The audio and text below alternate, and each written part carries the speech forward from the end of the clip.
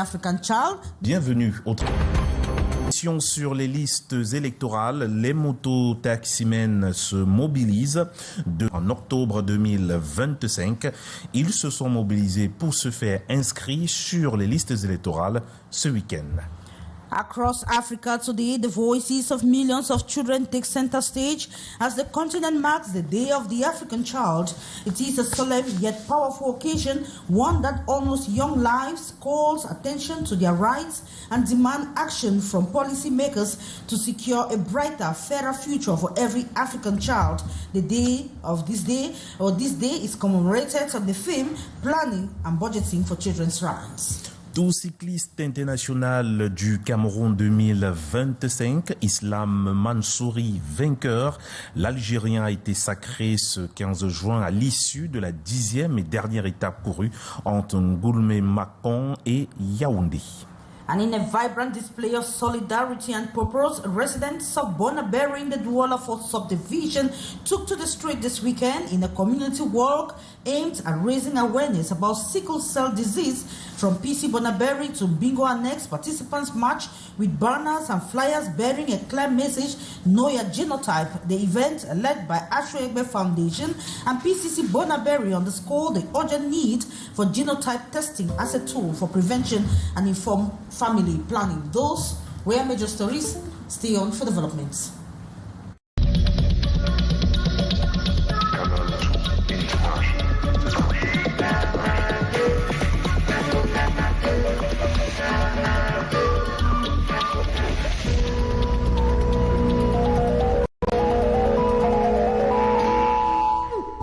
And thanks for joining us once again. You can watch us live on our social media handles, Facebook and YouTube. We begin with voters registration.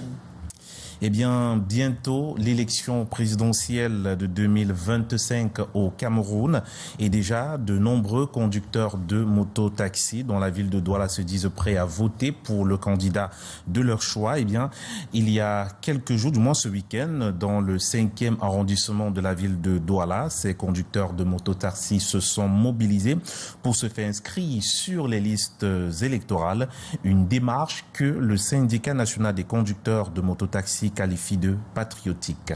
Les détails avec la contribution d'Henri Tinda. À l'approche de l'élection présidentielle de 2025 au Cameroun, les conducteurs de mototaxi se bousculent ce matin pour se faire enrôler par Election Cameroun. Nous avons constaté que nous sommes déjà à quelques jours pour la convocation du corps électoral.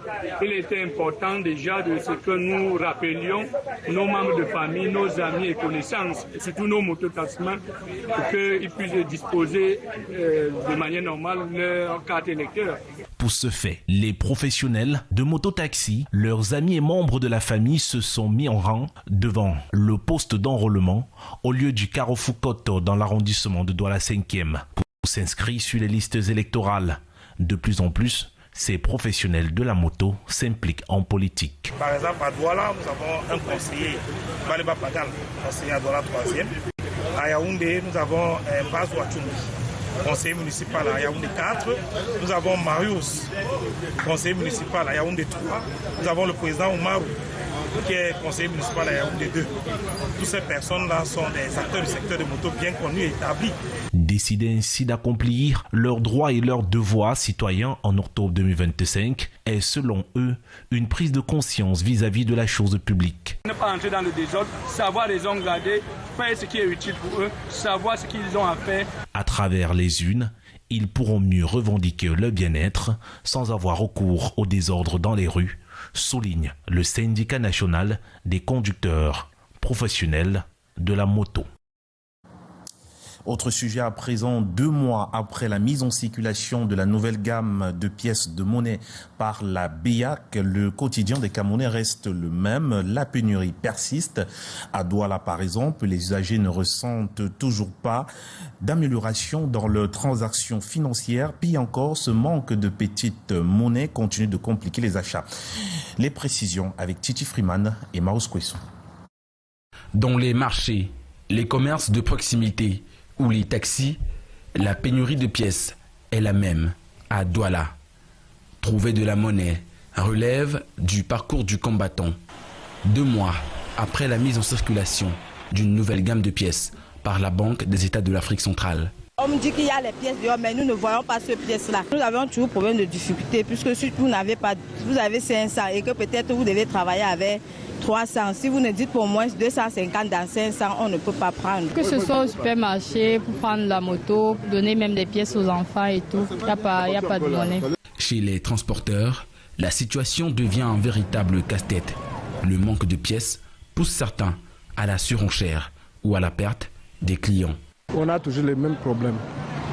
On a toujours ce problème de pièces. Jusqu'à présent, nous-mêmes, on voit rarement les nouvelles pièces. On constate que nous faisons qu'acheter des pièces. Donc, jusqu'à là, nous ne sommes pas encore satisfaits. On ne parvient pas vraiment à s'en sortir. On est obligé de prendre le client cher parce que vraiment, il n'y a pas la monnaie pour pouvoir les rembourser. La pénurie cause d'importants manques à gagner et paralyse les transactions financières quotidiennes. Les effets des nouvelles pièces restent attendus par les usagers qui en payent le prix chaque jour. Du Cameroun a célébré la journée de l'enfant africain. Les tout-petits ont choisi de rendre hommage aux victimes de violences au Cameroun. Chants, danses et louanges, jeux également ont permis tout simplement à ces enfants du département de culte d'enfants d'exposer leur talent et leur créativité. Les précisions avec Aaron Azira et Armand Pagna. Le culte d'enfants de l'église évangélique du district de BBD2 dit non aux violences faites aux enfants.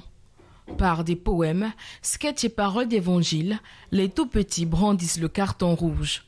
Chaque enfant est libre de réclamer son droit, tant sur le plan social que sur le plan éducatif, même spirituel, parce que à travers cette journée, nous sommes en train de commémorer le massacre des enfants noirs en Afrique du Sud. Le 16 juin 1979 à Soweto, en Afrique du Sud, des centaines d'enfants noirs sud-africains revendiquaient leurs droits.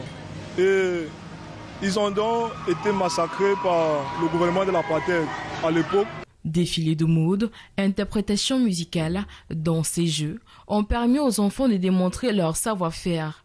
Une kermesse qui vise à célébrer autrement l'enfant africain. Pour meubler cette journée, nous avions fait des différentes activités, les activités compétitives comme les activités prestatives. Les activités compétitives comme la danse traditionnelle, le défilé de mode, le mémo, le manège du savoir. Les différentes activités prestatives, nous avions les interprétations, les poèmes, la chorale et la balteule. Planification et budgétisation de l'éducation chrétienne des enfants pour une fécondité missionnaire est le thème de la célébration de la 35e édition de l'enfant africain à l'église évangélique du Cameroun, district de BB2. Et la suite du 13h, c'est avec vous, Gladys Sambo. Thank you so much, Junior Sen. Today is June 16. It is the day of the African child, a moment of honor, the resilience of children across the continent, and a day to actually reflect on the progress made in upholding their rights. According to the United Nations Education Fund, this day is more than just remembrance, it's a call to action. It seeks to amplify children's voices and promote their rights, urging governments, communities, and individuals to work together to ensure access to quality education, healthcare, protection, and a safe environment for every African child. The day is also a powerful reminder every child deserves dignity, opportunity, justice, and safety. Africa is home to an estimated 627 million children under 18 by 2055. That number is projected to reach nearly 1 billion, meaning 4 out of every 10 children in the world will be African. This year's theme is planning and budgeting for children's rights, a strong call for child-focused investment and policy planning across the continent. And we take you to Bonaberry in the Duala subdivision, where residents took to the streets that was over the weekend in a community work aimed at raising awareness about the sickle cell diseases from the PC Bonaberry Church to Mbingo Hospital. A participant marched with banners and flyers bearing clear messages. The Know Your Genotype. The event is led by the Egbe Ashu Foundation. Let's have more with Morinde.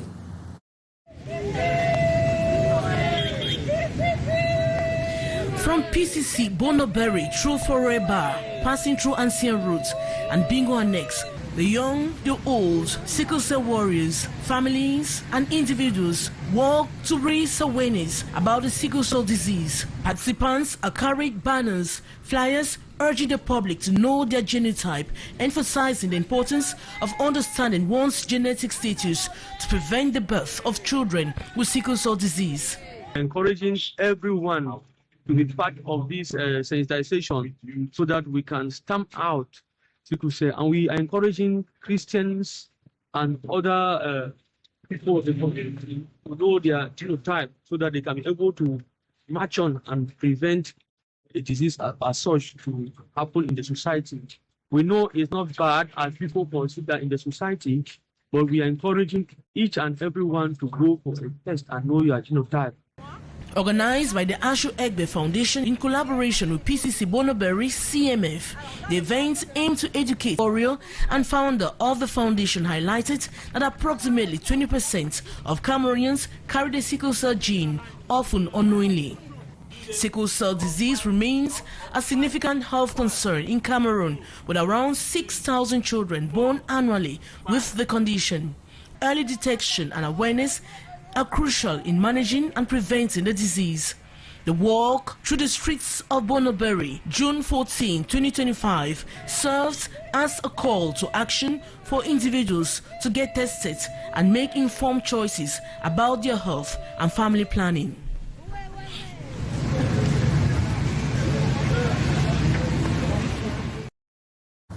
Thank you so much, Morindi. And we take you to Bamenda in the northwest region of Cameroon, where after much pomp and jubilation a month ago that the price of cooking gas would drop to the government dictated price of 6,500 francs CFA, the population in that area are still buying the products at over 8,000 CFA francs. Our investigations have proven that the center is still to go fully operational, as we hear in this report. More than 1 month after the Minister of Water and Energy officially announced that domestic gas will be sold in Bamenda at the government homologated price of 6,500 francs CFA, the price of the product still skyrockets at an average of 8,000 CFA francs. The government announced 6,500 per day. The sellers are selling it at 7,500. At times you can buy it at 8,000. Whereas consumers were laying the blame on retailers, the situation is beyond their control. They cannot supply for us for 6,500. For 6,300 is because they have not have the access to go and carry. They said where they have opened the construction of the gas, the road is still not yet tarred, and they are still complaining that they are not the ones to go and carry there. Each brand of gas has its representative. The various prices have been determined by the government of the Republic. There is a text already available for the Northwest region, which states clearly that the bottle of 12.5 kilograms will be sold in Bamenda at a price of no more than 6,500 francs CFA. In an investigation carried out by Canal International in Bamenda, the liquefied gas plant launched over a month ago is still to start filling gas bottles in Bamenda. The gas plant has not effectively begun distributing gas, but it doesn't change the fact that gas is supposed to be at a certain price as homologated by the state. Meanwhile, actors in the gas production and distribution chain have on Thursday, June 12, met potential local operators, encouraging them to invest in the domain, make money and create jobs. The local population have been told to avoid bushfires to avoid disaster. We're going to combat by it, and we are the one to increase the capacity of creating new employment through this plant, inside and of course outside. As we speak, the gas plant is still to be officially handed to the petroleum storage company SOCIETE. Government seems to have put the cart before the horse by making pronouncements when all had not been put in place. And let's now talk about fruits and vegetables in Gandere. Et si l'Adamawa devenait le grenier du Cameroun, de par ses terres arables, son climat et son hydrologie, c'est sans doute l'objectif visé par le domaine de Goudabini, dans la commune de Garoundéré 2e, un village en gestation dans lequel l'agriculture et l'élevage font bon ménage. La coopérative locale surfe donc sur de nouvelles niches de revenus telles que l'apiculture. Rendons-nous dans les champs de Kouta Bini avec Eringeli. Des colosses par leur nom et par la taille. C'est le 4e tour des récoltes de pastèques dans la coopérative de Koudabini, visitée ici par la fêtière des organisations de la société civile de la Dawa. Ici nous avons la variété colosse qui fait entre 15-16 kilos. Ça peut arriver même à 17 kilos. On a comme ça 3 variétés dans le champ. Il y a la variété colossi, il y a la variété Héraclès et la variété Kayak. Des pertes post-récolte, mais la production est excellente, au dire des agriculteurs. Le magasin de stockage où une montagne de spécimens pourrait se retrouver au dessert sur nos tables. On a trouvé le preneur vient prendre ça part en Garamblaye, de toi, Yaoundé. Le domaine de Koudabini est un village en construction. Derrière cette idée, un regroupement de personnes sous la conduite de cet homme, tourné vers l'agribusiness. Notre vision, c'est de rendre la vie moins chère dans la région de la Damawa d'abord et le Cameroun tout entier. Parallèlement à l'agriculture, l'élevage du gros et du petit bétail trouve une place importante. Le domaine cultive du fourrage pour l'alimentation des bêtes, tout comme les déchets issus des étables composent l'engrais utilisé pour les cultures. C'est formidable.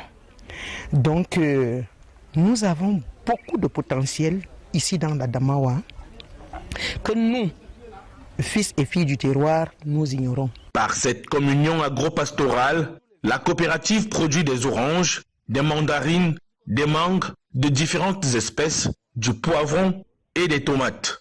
Certaines variétés de légumes sont cultivées dans des serres et aux alentours des champs sont posées des ruches.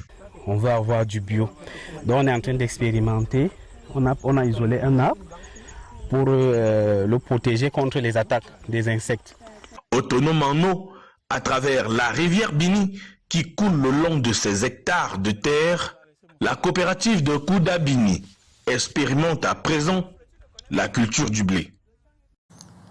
Faisons à présent un voyage fascinant au cœur de l'identité et de l'élégance sahélienne. La chichia se dresse comme un emblème puissant dans l'habillement masculin. Elle incarne à la fois l'héritage culturel, un sens aigu de l'esthétique et une dimension honorifique qui la rend emblématique. On voit cela avec Alain Jinenkanga et Aïssa Toubouba. Tel un drapeau flottant sur le front, la chichia s'impose comme un symbole incontournable de l'élégance masculine à Garoua et au-delà dans tout le Sahel. Chaque marché est une véritable galerie d'art à ciel ouvert, où il se décline en une myriade de formes et de couleurs, chacune racontant une histoire, affirmant une identité. De chichia du nom de Djanabuka, dont le prix varie de 100 000, 60, 50 000. Les dessous varient de 15 000 à 5 000, voire d'autres qui viennent de la Mecque, dont le prix varie de 15 000 à 10 000 francs CFA. Pour que ces chichas continuent de rayonner de leur splendeur, des mains expertes entrent en scène, prenant en charge leur nettoyage. Un processus méticuleux qui redonne vie à ces accessoires emblématiques. Le bonnet ou le chicha, comme vous voulez, fait partie intégrante du code vestimentaire dans le Sahel et fait partie intégrante du code de responsabilité dans cette partie. Dans les rues animées de Garoua et dans les autres villes du Septentrion, c'est une signature visuelle, une marque d'identité richesse culturelle de la région. Ils sont aussi un symbole d'élégance et de tradition. Le chéchia représente pour nous un objet essentiel dans l'arrangement vestimentaire. Et ça protège également du soleil. Le soleil parfois dans la ville qui dans le degré assez énorme est un élément très essentiel de pouvoir prendre cette habitude-là. Ce bonnet est un symbole puissant d'appartenance. Il ancre l'homme dans son héritage culturel, racontant des histoires de traditions séculaires et de lignées ancestrales. Il y a des différents bonnets. Il y a le vorondé qui est rouge, blanc et noir. Il y a le minista qui est ça et là. Mais le chéchia, pour un homme sahélien, je peux aller loin et dire que c'est une obligation. Parce que vous ne pouvez pas porter un gandoura sans mettre le chéchia. C'est pas possible. Pour les hommes de Garoua, la chichia est une partie intégrante de leur identité vestimentaire, une tradition profondément enracinée qui, de toute évidence, est là pour durer encore très longtemps.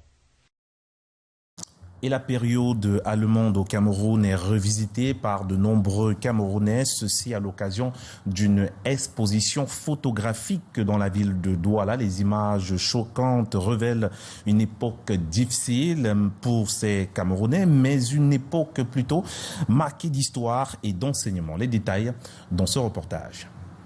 Des photos de la période coloniale allemande au Cameroun datant des années 1884. Exposées ici au centre Catet d'un Kotor à Duala. Les images sont choquantes, montrant des femmes nues exposant le sexe devant le projecteur. C'est le regard de l'autre qui a fait que la femme a été réduite à un objet.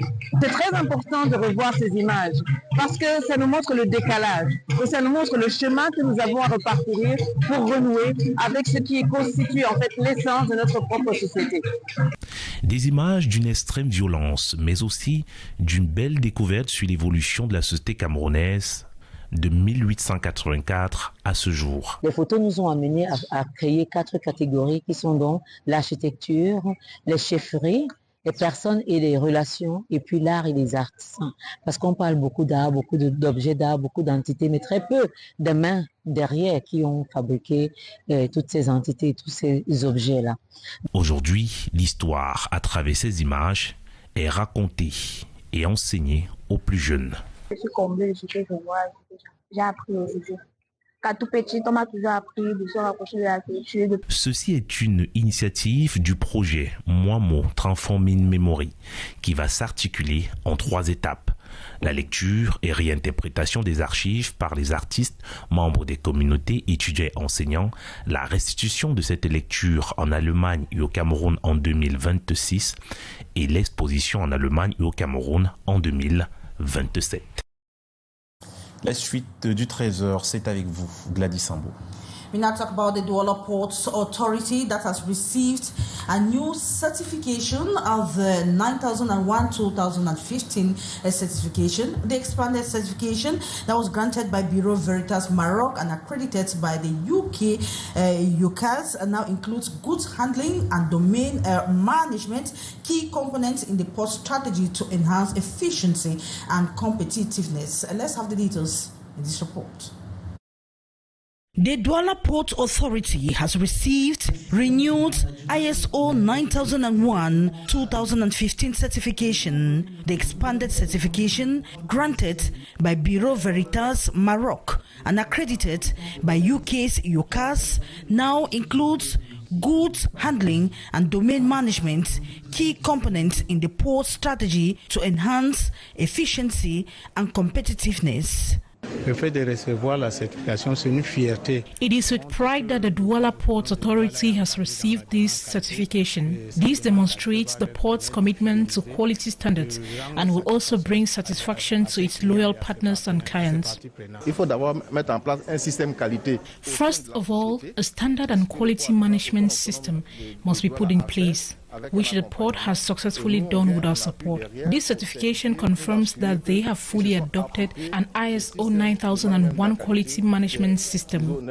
Duala is the first Central African port to achieve this recognition, initially certified in 2015. Officials say the renewal supports the port's ambition to remain the reference port at the heart of the Gulf of Guinea, with quality assurance a cornerstone of that identity. The Port Authority says the impact will be felt on multiple fronts. Managerially, the renewal of the certification promotes accountability, faster decision-making and tighter governance. Economically, it promises better productivity, reduced operational costs and stronger client loyalty. Socially, the certification drives employee training, performance evaluation and greater engagement. The updated certification brings a strong focus on risk management, customer satisfaction and streamlined processes, but more significantly, it also targets internal dysfunctions ranging from corruption and absenteeism to delays and mismanagement. And we now talk culture. Solidarity takes center stage as the Sawa people unveil the 2025 theme of Andongonos, who emphasize unity and cultural preservation. The theme aims to strengthen communal ties and celebrate the shared identity as well as that's of the Sawa people. We have Morindi who attended the conference and put together this report. The team for Ngondo 2025, Ja Jongwanele, or Kotome, Solidarity in Gathering, was officially unveiled during a press conference on June 13 in Duala. The event brought together Sawa chiefs and was presided over by the president of the Ngondo Festival. This year's team emphasizes the importance of unity and collective strength within the Sawa community. The current theme, 2025, is Jajongwanele Ukotome, what means solidarity in coming together. We have first to be together and then to apply solidarity. It's only on that way that we can be sure that we'll build Cameroon. Building upon the 2024 theme of Ja Jongwanele, mutual aid, the 2025 focus underscores the significance of solidarity in preserving cultural heritage and fostering communal ties. The chiefs highlighted that this evolution is crucial for the continued transmission of ancestral values and traditions. We have so many of our brothers abroad who have expertise and build Cameroon, to help to build Cameroon. During the press conference, discussions also addressed initiatives such as producing a unique festival fabric and developing a website to showcase Sawa culture and activities. These efforts aim to enhance the visibility and appreciation of the Sawa people's rich cultural heritage. Notably, the president of the Ngondo Festival announced that UNESCO will officially hand a certification to Sawa community in July, thus recognizing the Ngondo Festival as part of the intangible cultural heritage of humanity. This recognition affirms the cultural significance of the festival and the Sawa people's commitment to preserving their traditions. Islam Mansouri remporte l'édition 2025 du Tour cycliste international du Cameroun. L'Algérien a été sacré ce 15 juin à l'issue de la 10e et dernière étape courue. A été présidé au boulevard du 20 mai à Yaoundé par le ministre des Sports et de l'Éducation physique. Les précisions avec Daniel Anissé Boudji. Consécration pour Islam Mansouri. Le coureur algérien remporte l'édition 2025 du Tour cycliste international du Cameroun, bouclant les 10 étapes en 23h24 minutes et 39 secondes. J'ai fait confiance à mon équipe et à mon entraîneur. On a travaillé ensemble jusqu'à la dernière minute. On a très bien géré jusqu'à la ligne d'arrivée. Je suis très content. Avec 2 minutes 54 secondes d'avance sur le premier Camerounais, Clovis Kamzon Abesolo du SNH Vélo Club, Mansouri s'adjuge le maillot jaune. Au terme de passé, nous avions gagné cette compétition Aujourd'hui, on la perd au pied du podium. C'est le sport. Nous avons trouvé plus fort que nous, les Algériens. Nous voulons saluer leur victoire et prendre rendez-vous pour le Tour du Cameroun l'année prochaine. La 10e et dernière étape courue ce 15 juin entre Ngulmakong et Yaoundé sur 108 km est remportée par l'Allemand Lucas Carstensen dans un temps de 2h22 minutes ex aequo avec le vainqueur du Tour. L'Allemagne qui n'est pas venue au Cameroun. La cérémonie de clôture présidée par le ministre des Sports est l'occasion de saluer les performances des cyclistes et les efforts de la Fédération camerounaise de cyclisme, désormais forte de 4 compétitions, reconnue à l'agenda de l'Union cycliste internationale. C'est de démocratisation accrue de cette discipline. Le ministère des Sports et de l'Éducation physique, pour sa part, ne ménagera aucun effort. 10 équipes, 10 étapes, une passion intacte. Le Tour cycliste international du Cameroun 2025 s'achève dans la ferveur et la promesse d'un avenir encore plus grand. Et c'était notre dernier coup de pédale pour ce 13h sur Canal 2 International. Gladys Sambo. And it is here we wrap up this edition of the 1 p.m. bilingual newscast on Canal the International. It is a pleasure knowing you are watching the news, but don't go away because we have 3 other editions of the news at 3:30 p.m., at 6:15 p.m. and at 7:50 p.m. We shall be yours again tomorrow, same time, God's willing. Bye-bye. Good day, Junior. Good day, Gladys Sambo.